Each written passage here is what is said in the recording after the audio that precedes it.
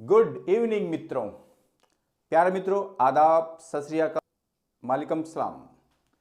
आज हम अध्ययन करेंगे बोर्ड परीक्षा 2023 के महत्वपूर्ण प्रश्नों की श्रृंखला में चैप्टर नंबर 12, जिसका नाम है परमाणु या एटम, और मिशन है हमारा 3x3। और इसमें से 1.5 अंक के 2 प्रश्न आएंगे। पहला प्रश्न जो आएगा वो आएगा ज्ञान का, और दूसरा प्रश्न आएगा ज्ञान उपयोगी अर्थात न्यूमेरिकल। तो इस ज्ञान उपयोगी वाला प्रश्न नंबर 14 हो सकता है और ज्ञान का 15 हो सकता है। इतना बदलाव जरूर आ सकता है। बाकी ये प्रश्न कक्षा 12 की फिजिक्स के पेपर में 14वें और 15 नंबर पर ज्ञान और ज्ञान उपयोगी के संबंध में ही आएंगे। ये 100% श्योर है, इसमें कोई रति बरिसा भी चेंज नहीं है। तो पहला क्वेश्चन देखिए, सिद्ध कीजिए कि हाइड्रोजन परमाणु में nवीं कक्षा में चक्कर लगा रहे इलेक्ट्रॉन की कुल ऊर्जा 13.6 अपॉन n² इलेक्ट्रॉन वोल्ट होती है। ये सीधा प्रश्न है जो कि ज्ञान पर आधारित है, आप इसे हल कर सकते हैं। क्वेश्चन नंबर 2 है, बोर परमाणु मॉडल के आधार पर हाइड्रोजन परमाणु के रेखीय स्पेक्ट्रम की व्याख्या कीजिए। ये भी ज्ञान से संबंधित सीधा प्रश्न है, इसे आप कर सकते हैं। क्वेश्चन नंबर 3 है, रदरफोर्ड के अल्फा प्रकीर्णन प्रयोग की प्रायोगिक व्यवस्था बनाइए, प्रयोग से प्राप्त निष्कर्ष लिखिए। ये भी आपका ज्ञान संबंधित सीधा प्रश्न है, इसे भी आप आसानी से हल कर सकते हैं। और चौथा क्वेश्चन है, हाइड्रोजन स्पेक्ट्रम में बाम्बर श्रेणी की रेखाओं के अधिकतम और न्यूनतम तरंगदैर्घ्य का अनुपात ज्ञात कीजिए। ये आपका ज्ञान उपयोगी का प्रश्न है, जिसे मैं हल करके दिखा देता हूं। 4 नंबर का। प्यारे विद्यार्थियों, आपकी बोर्ड परीक्षा में जो उत्तर पुस्तिका आती है उसमें 3 पार्ट होते हैं। पहले पार्ट में लिखा होता है परीक्षक द्वारा प्रदत्त अंक। दूसरे पोर्शन में लिखा हुआ है एक छोटी सी लाइन में प्रश्न संख्या। तीसरे कॉलम में बड़ा सा लिखा होता है परीक्षार्थी का उत्तर। तो जो परीक्षक द्वारा प्रदत्त अंक है उस कॉलम में आपको कुछ भी नहीं लिखना है। प्रश्न संख्या वाले कॉलम में केवल और केवल आपको प्रश्न संख्या लिखनी है, और फिर परीक्षार्थी का उत्तर में आपको उत्तर लिखना है। प्रश्न 4 या उत्तर 4 नहीं लिखना है। तो हाइड्रोजन स्पेक्ट्रम में ब्राह्मण श्रेणी की रेखाओं के अधिकतम तरंगदैर्घ्य। देखो, हाइड्रोजन स्पेक्ट्रम की जो तरंगदैर्घ्य का सूत्र होता है वो होता है 1/λ = r 1/n1² माइनस 1/n2²। जो आपका प्रश्न नंबर 2 है वो ऐसे पूछता है कि बोर परमाणु मॉडल की लिए निम्न सूत्र को व्युत्पन्न कीजिए, तो भी वही बात है। देखो, आप अपने मस्तिष्क का इस्तेमाल करना है, चिंता नहीं करनी है, चिंतन करना है। आप चिंतन करेंगे तो आपको परीक्षा का भय भी नहीं लगेगा और आप अधिकतम अंक प्राप्त कर लेंगे। अब हमें यह निकालना है हाइड्रोजन स्पेक्ट्रम में बाम्बर श्रेणियां। देखो, हाइड्रोजन स्पेक्ट्रम की जो श्रेणियां होती हैं वो होती है लाइमन श्रेणी,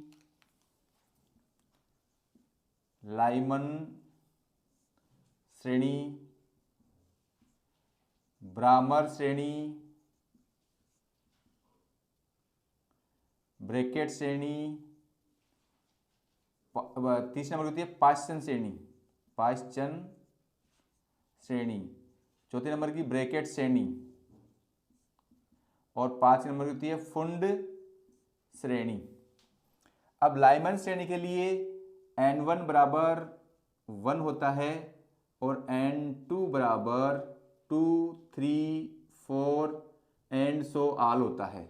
इस पर ब्राह्मण के लिए n2 बराबर 1 होता है और n2 बराबर तो होता है 2, और n2 बराबर होता है 3, 4 एंड सो ऑल। पाइथन के लिए n1 बराबर तो होता है 3 और n2 बराबर होता है 4, 5 एंड सो ऑल। ब्रैकेट से निकलिए n1 बराबर 4 और n2 बराबर 5, 6 एंड सो ऑल। पूर्ण श्रेणी के लिए n1 बराबर 5 और n2 बराबर 6, 7 एंड सो ऑल।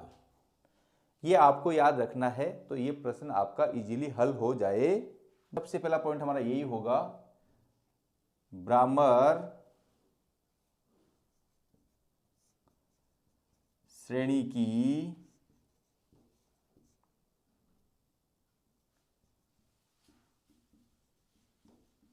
रेखाओं के अधिकतम तरंग दैर्घ्य बराबर 1/λ ए मैक्सिमम, लैम्डा मैक्सिमम बराबर r अपॉन। अब देखो ब्राह्मण श्रेणी है तो n1 बराबर तो 2 होगा, और देखो अधिकतम मान हमें निकालना है तो इसमें हम जो n2 की वैल्यू है वो 3 रखेंगे, और न्यूनतम मान निकालना है तो n2 का न्यूनतम मान क्या कहां पर आएगा, अनंत पर आएगा, क्योंकि देखो 3, 4 एंड अनंत, अनंत पर क्या आएगा, n2 का मान इन्फिनिटी रखने पर ब्राह्मण श्रेणी का न्यूनतम तरंग दैर्घ्य आएगी, और n2 का मान शुरुआती वाला रखने पर अधिकतम तरंग दैर्घ्य आएगी। अब बच्चों आपको याद ये रखना है, इनमें से चाहे कोई सी भी श्रेणी का अधिकतम या न्यूनतम मान पूछे, जैसे मान लो कि ब्रैकेट श्रेणी की तरंग दैर्घ्य का अधिकतम मान निकालना है, तब आप क्या करोगे, n1 बराबर 4 रखोगे और n2 बराबर 5 रखोगे, और इसका न्यूनतम तरंग दैर्घ्य निकालना है तो हम क्या करेंगे, n2 बराबर क्या रखेंगे, अनंत, और n1 बराबर क्या रखेंगे, 4। अब चाहे वो लाइमन हो, चाहे ब्राह्मण हो, चाहे पाइसन हो, चाहे ब्रैकेट हो, चाहे फुंड हो, ये क्रम आपको याद होना चाहिए, ये क्रम आपको याद होना चाहिए। और फिर अधिकतम निकालना है तो n2 का मान प्रथम वाला रखेंगे, और न्यूनतम निकालना है तो n2 का मान अनंत रखेंगे। तो हम यही करेंगे ब्राह्मण श्रेणी की रेखाओं के अधिकतम तरंग दैर्घ्य के लिए। अब ब्राह्मण श्रेणी के लिए n1 का मान तो कितना जाएगा, 2, अधिकतम के लिए n2 का मान कितना होगा, 3। तो इस सूत्र में n1 का मान 2 रखूंगा तो 1/4 माइनस 1/9, तो 1/λ मैक्सिमम बराबर हो जाएगा r 9 चौक 36, 9 माइनस 4 तो ये जाएगा 5r/36। तो देयरफॉर लैम्डा मैक्सिमम जाएगा 36/5r, इक्वेशन नंबर 1। और दूसरा निकालूंगा ब्राह्मण श्रेणी की रेखाओं की न्यूनतम तरंग दैर्घ्य 1/λ मिनिमम बराबर 1/n1, n1 तो वही 2 रहेगा, माइनस 1/n2, अनंत का स्क्वायर भी अनंत ही होता है।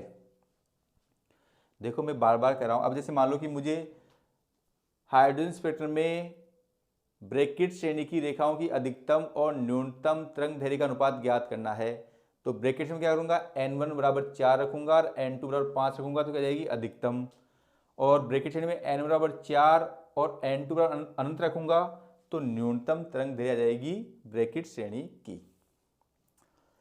तो नेक्स्ट आप हल कर लीजिए, 1/λ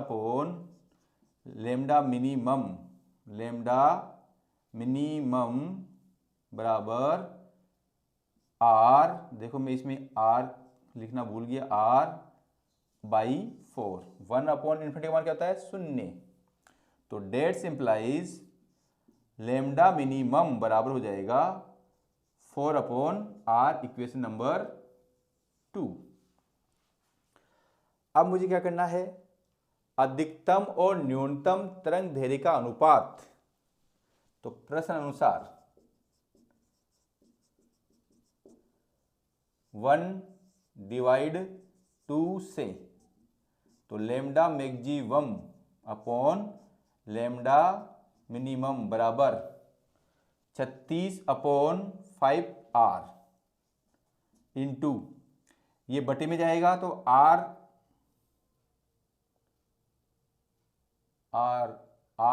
का मान हो जाएगा 4/R आ रहा है तो R क्या जाएगा ऊपर, R से R कैंसिल, 4 एकम 4, 4 नाम 36, तो कितना आ गया 9/5। तो देयरफॉर लैम्डा मैक्सिमम अनुपात लैम्डा मिनिमम बराबर 9/5। ये क्या आ गया, हमारे दिए गए प्रश्न का आंसर आ गया है। यदि लाइमन श्रेणी का प्रथम रेखा की तरंग दैर्घ्य 1216 एंगस्ट्रॉम है तो ब्राह्मर व पाइसन श्रेणी की प्रथम रेखाओं की तरंग दैर्घ्य ज्ञात कीजिए। वैसे तो क्वेश्चन नंबर 4 और 5 में कोई अंतर नहीं है, दोनों में वही सूत्र यूज होता है जो हाइड्रोजन स्पेक्ट्रम की तरंग दैर्घ्य का होता है, 1/n1² माइनस 1/n2²।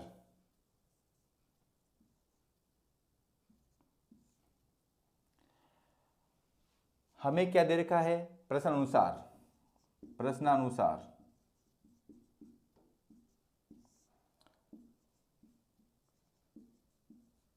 लाइमन श्रेणी की प्रथम रेखा की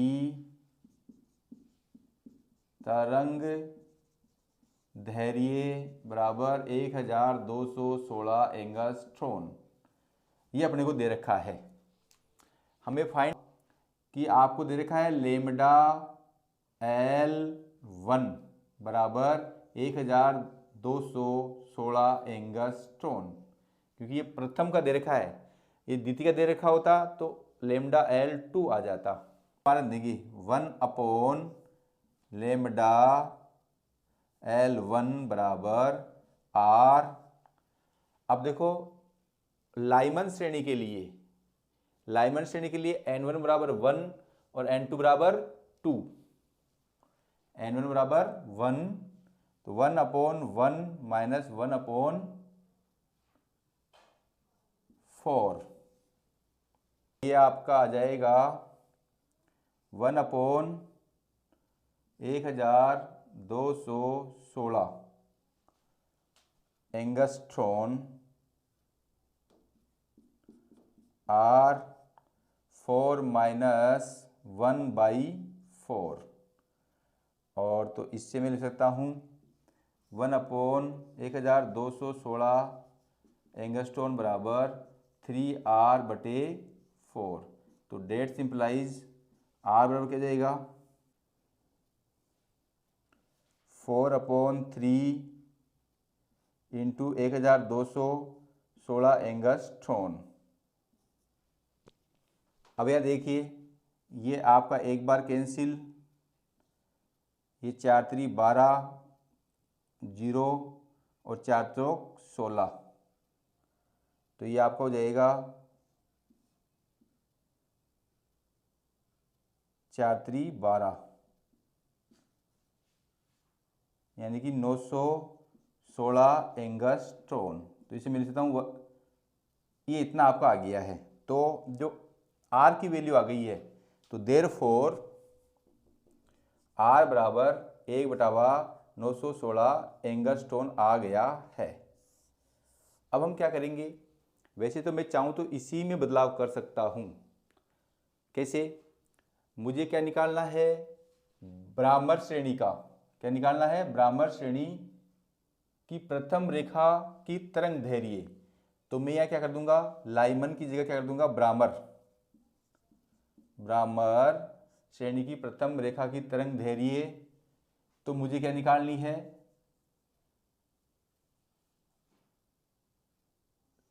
लेमडा B1 और लेमडा B1 बराबर प्रश्नवाचक चिन्ह। अब देखो यहां मैंने लाइमन की जगह ब्राह्मण लिख दिया है, तो तो यहाँ पर भी लाइमिंग क्या हो जाएगा। अब देखो ब्राह्मण श्रेणी के लिए n1 बराबर 2 होता है तो 2 का वर्ग 4, और n2 बराबर 3 होता है तो 3 का वर्ग 9, तो ये हो जाएगा 9 माइनस 4 और 9 चौक 36, तो ये जाएगा 5 बटावा 36, और यहाँ तक वो यहाँ क्या जाएगा लेमडा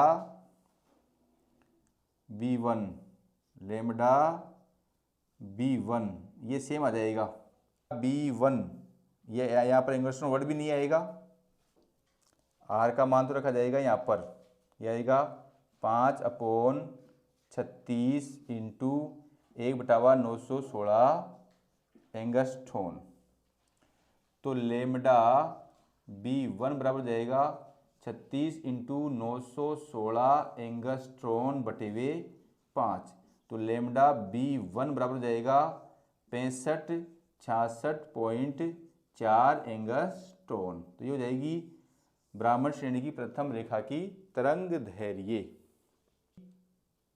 पायसन श्रेणी की, तो ब्राह्मण जी क्या जाएगा, अब पायसन आ जाएगा, पायसन। अब पायसन श्रेणी के लिए n1 बराबर 3 और n2 बराबर 4, तो 3 रखूंगा तो यहाँ तो कितना जाएगा 9, और यहाँ पर क्या 4 रखूंगा तो यहाँ जाएगा 4 का वर्ग 16, तो यहाँ क्या जाएगा 16 और यहाँ पर क्या जाएगा 9,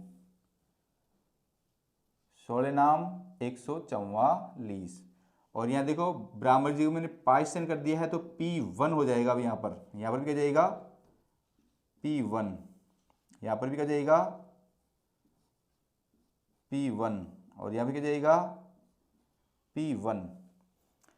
अब देखो 16 में से 9 जाएंगे तो 7/144, तो यहाँ भी क्या जाएगा 7/144, R का मान सेम दोनों में यही रहेगा। अब लेमडा P1 बराबर क्या जाएगा 144 हो जाएगा यहाँ पर, और यहाँ पर क्या जाएगा 7, तो यहाँ पर भी ये क्या होगा मान चेंज हो जाएंगे, और ये मान हो जाएगा 18,761.14 एंगस्ट्रॉन।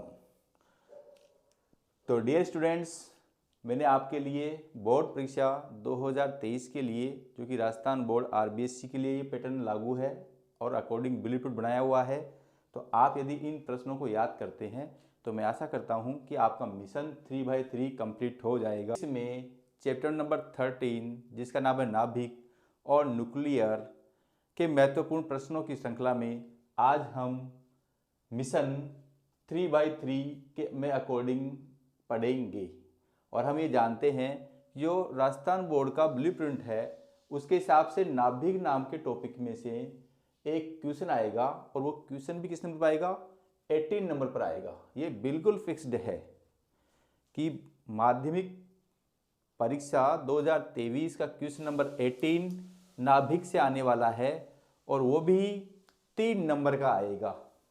अब 3 नंबर में से 1 नंबर तो होगा उसमें ज्ञान संबंधित अर्थात परिभाषा पूछेगा, और दूसरा होगा अवबोध संबंधित, कोई सूत्र सिद्धांत पूछ सकता है। प्यारे विद्यार्थियों, आपने सुना होगा गाय दूध देती है, राइट एंड रॉन्ग। प्यारे विद्यार्थियों, गाय दूध नहीं देती है, गाय का दूध निकाला जाता है। जितनी चादर उतने पैर। तो मैं तो ये कहूँगा ये कहावतें पुरानी हो गई हैं, ये पैटर्न पुराने हो गए हैं। अब आवश्यकता है पैटर्न को बदलने की। आज ही आप डबल बेडशीट ले लीजिए, लंबी चादर ले लीजिए, जितनी चादर उतनी पैर वाली कहावत को भूल जाइए। पेड़ पर नहीं उगते हैं, पैसे पेड़ पर उगते हैं, उगाने वाला चाहिए। पैसे पेड़ पर उगते हैं, उगाने वाला चाहिए। फिजिक्स कोई हार्ड विषय नहीं है। यदि आप इसे ब्लूप्रिंट के हिसाब से सिस्टमेटिक पढ़ेंगे तो फिजिक्स में आपके सबसे अच्छे नंबर आएंगे, ये मैं दावे के साथ कह सकता हूँ। तो क्वेश्चन नंबर फर्स्ट है, नाभिकीय बंधन ऊर्जा क्या है? बंधन ऊर्जा की व्याख्या कीजिए।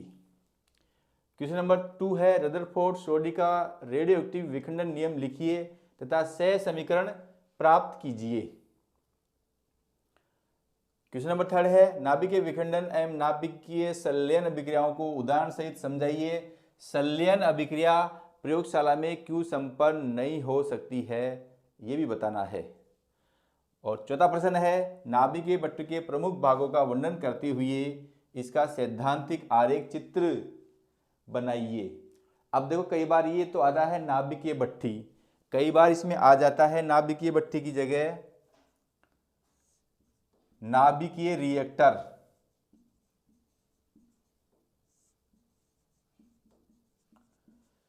चाहे नाभिकीय भट्ठी आए चाहे नाभिकीय रिएक्टर आए, दोनों में ही प्रमुख एक ही काम करना है, केवल नाम चेंज है, काम तो उसका वही है। तो डियर स्टूडेंट्स, मैंने चैप्टर 13 के लिए आपके लिए इंपॉर्टेंट प्रश्नों का संकलन किया है। आप भी मेरे वीडियो को लाइक, कमेंट्स और सब्सक्राइब करना नहीं भूलें। Thank you.